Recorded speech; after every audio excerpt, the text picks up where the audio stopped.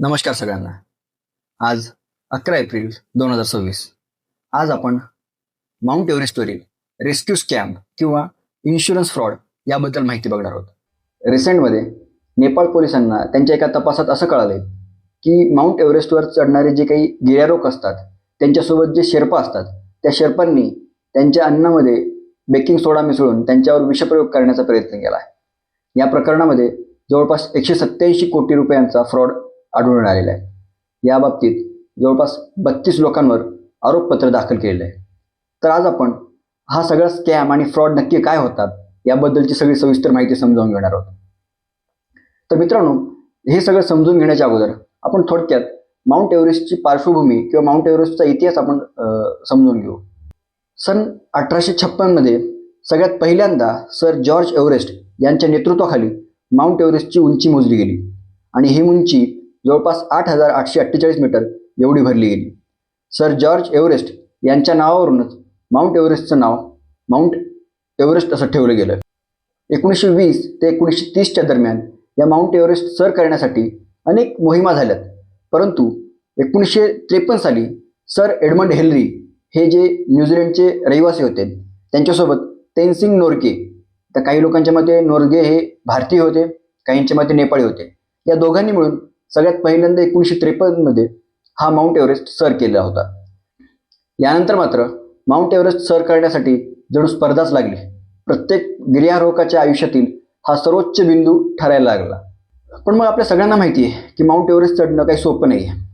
त्या mount Everest चढत असताना वादळ वारे येत असतात, त्याबरोबरच चढाई ही खूप उंच आहे, मध्ये तब्येत खराब होऊन जीव जाऊ शकतो किंवा हिमस्खलन होऊन त्यातही आपला जीव जाऊ शकतो. तरी पण लोक दरवर्षी एवढ्या मोठ्या प्रमाणात माउंट एव्हरेस्ट चढण्यासाठी का घाई करतात किंवा ते का एवढी हौशी असतात?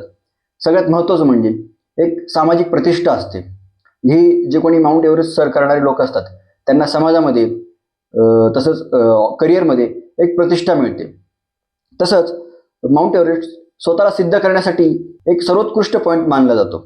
म्हणजेच जगातील सर्वोच्च ठिकाणी मी पोहोचलोय, सर्वोच्च ठिकाणी मी उभा आहे हे दाखवण्यासाठी किंवा हे स्वतःला सिद्ध करण्यासाठी सुद्धा लोक चढतात. तसंच काही लोक साहसी आणि धाडसी असतात, ह्यांना छंद म्हणून अशा गोष्टी करायला आवडतात. अशी लोक सुद्धा माउंट एव्हरेस्ट चढत असतात. जरी माउंट एव्हरेस्ट चढण्यामध्ये मृत्युमुखी पडण्याचा धोका जरी असेल तरी योग्य ते प्रशिक्षण, सोबत गाईड, ऑक्सिजन आणि इतर साहित्य ह्या गोष्टींची जर जोड असेल तर माउंट एव्हरेस्टचा प्रवास सोपा होऊ शकतो. पण या सगळ्यामध्ये नेपाळ सरकारची भूमिका काय आहे? नेपाळ सरकार प्रत्येक गिर्यारोहक परमिटसाठी $11,000 एवढं चार्ज करते. म्हणजेच भारतीय रुपयांमध्ये हे जवळपास 9 लाख रुपये होतात.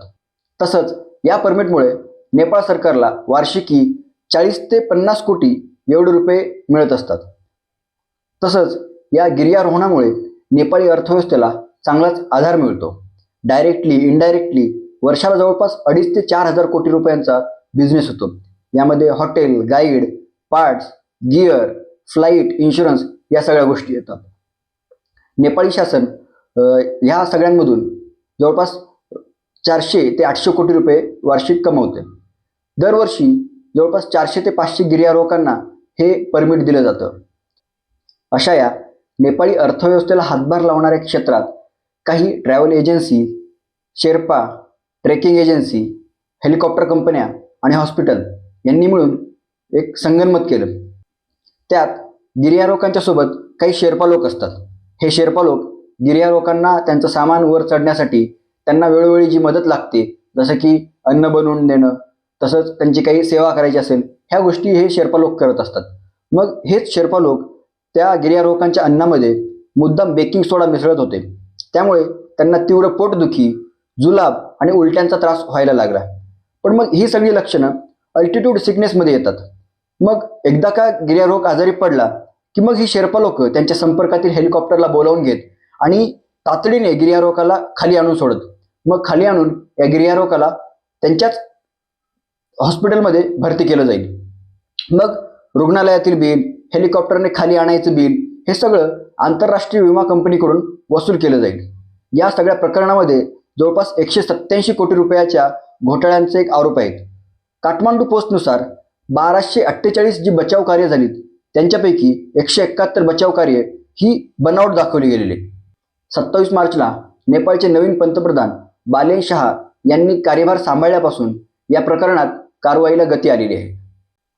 या सगळ्या प्रकरणानंतर माझी हौशी गिर्यारोहकांना एकच विनंती असेल, ते जे काही ट्रेकिंग एजन्सी निवडतील तसंच शेर्पा लोक निवडतील यांची सगळी हिस्ट्री तपासून मगच या गिर्यारोहणाच्या प्रवासाला सुरुवात करावी. धन्यवाद. हा व्हिडिओ कसा वाटला नक्की कळवा. व्हिडिओ आवडला असेल तर लाईक करा, शेअर करा, सबस्क्राईब करा. भेटूया पुढच्या व्हिडिओत. तोपर्यंत धन्यवाद.